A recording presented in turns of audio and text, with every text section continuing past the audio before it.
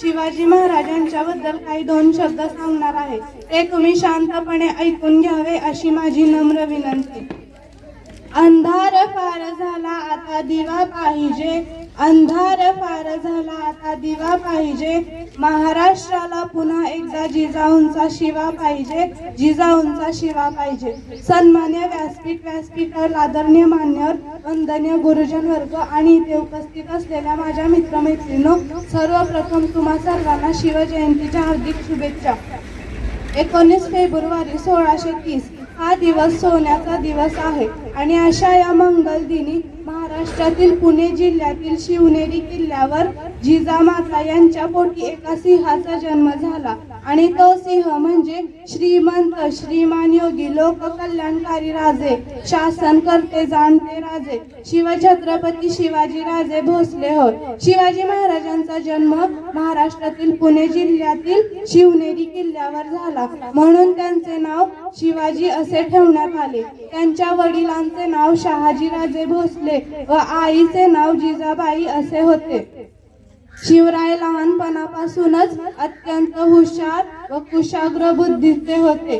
त्यांना जिजाऊ माता यांच्याकडून विविध शिकवण आणि वडील शहाजीराजे भोसले यांच्याकडून शौर्याचा वारसा मिळाला होता, म्हणूनच त्यांनी बालवयातच अनेक युद्ध कलांचे प्रशिक्षण घेतले। शिवाजी महाराजांनी वयाच्या 15व्या वर्षी स्वराज्याचे स्वप्न मनाशी बाळगले। रायरेश्वराच्या मंदिरात जाऊन जीवाला जीव देणाऱ्या मावळ्यांसोबत गुलामगिरी नष्ट करून स्वराज्याची स्थापना करण्याची शपथ घेतली। स्वराज्याची स्थापना करणे ही काही सोपी गोष्ट नव्हती, कारण त्यावेळी सर्वत्र गुलामगिरी होती आणि समोर होते बलाढ्य शत्रू। त्यासाठी अनेक मावळ्यांनी आपले प्राण पणाला लावले। त्यामध्ये बाजी प्रभू देशपांडे, तानाजी मालुसरे, नेताजी पालघर, मुरारबाजी देशपांडे, कोंडाजी फर्जंद अशा अनेक शूरवीरांनी आपल्या शिवरायांची साथ दिली होती। शिवरायांनी आपल्या चतुर व चाणक्य बुद्धीने आणि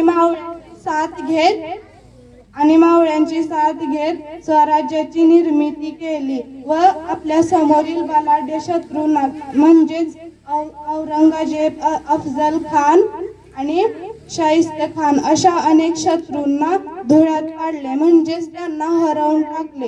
शिवाजी महाराजांनी अनेक गड जिंकले व हजारो वर्षांची गुलामगिरी नष्ट करून संपूर्ण स्वराज्याची स्थापना केली। 6 जून 1674 मध्ये शिवाजी